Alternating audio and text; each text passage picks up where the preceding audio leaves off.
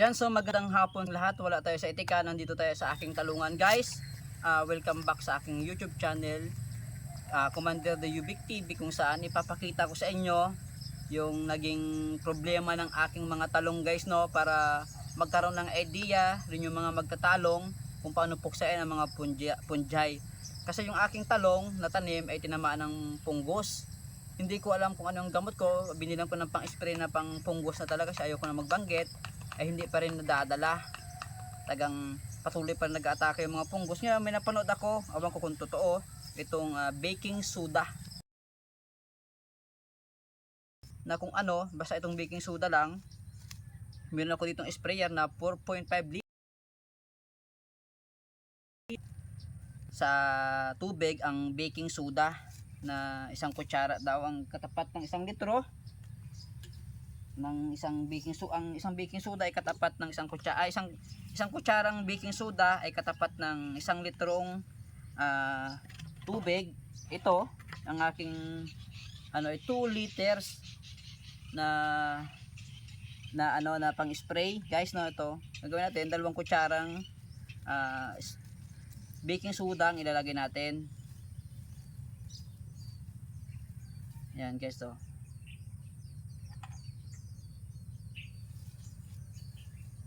Hindi ko alam kung magiging epektibo. Ayan guys, bali 2 kutsarang baking soda na yung ilalagay ko dito. Haluan, lang siya ng tubig natin. Haluan natin siya ng tubig. Hindi ko alam kung magiging epektibo, napad ko lang sa YouTube channel. Ito yung mas wala kasi akong pambili ng mga mamahaling pang punjay punggos. Ngayon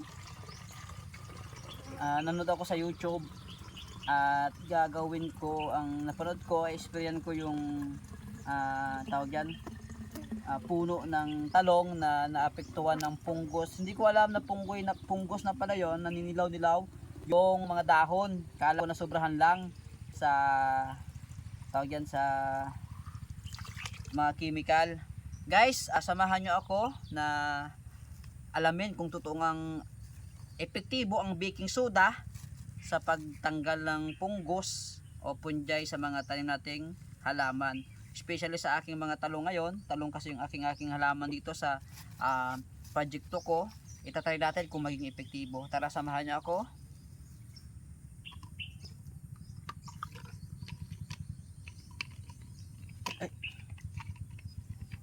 Haluin lang natin mabuti ang tubig at yung ayan guys, ano ko na siguro to na okay na. Tara, mag-spray na tayo.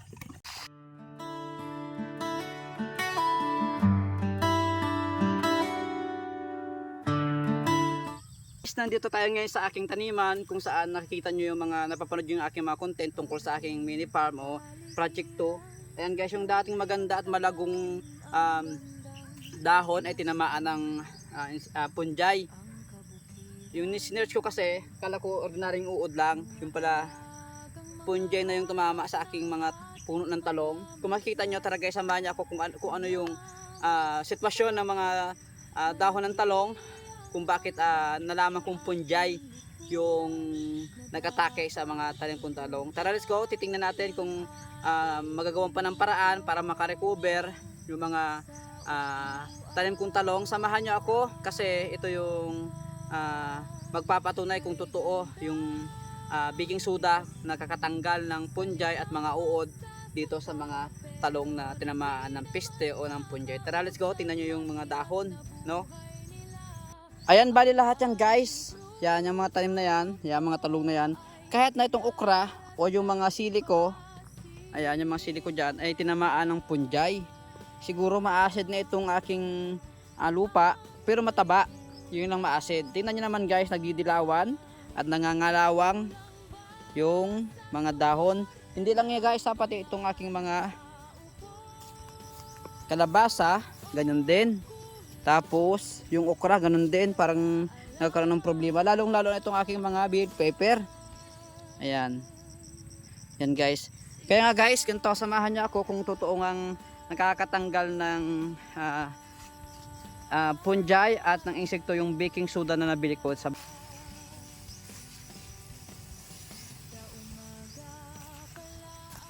Guys, start na tayo. Lahat pati po dahon hanggang sa ugat ay ating sprayan. Kaya expected na marami tayong magagamit na sprayer dito na timpla para mapunan lahat ang problema nitong aking mga tanim na talong na nagkaroon ng punjay. Guys, samahan niyo ako hanggang sa kung magiging epektibo siguro talaga yung paggamit ng baking soda para mapuksa yung punjay sa mga tanim natin. Hindi lang talong guys, marami pang pwedeng mapuksa sprayan ito, talong, kamatis at kung ano-ano pang halaman na tinamaan ng punjay. Ayon sa napanood ko sa YouTube.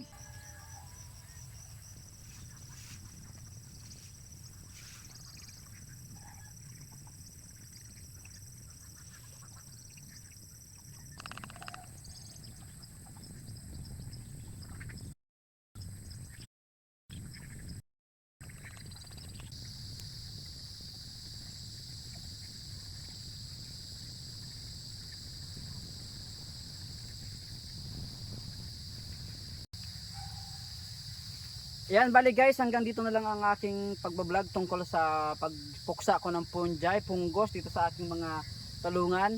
Sana samahan nyo ako na tuklasin kung totoo nga bang ang baking soda ay nakakapuksa ng punjay at mga insekto sa mga alagang talong na tinamaan nito. Kaya guys, sana suportahan nyo yung aking YouTube channel.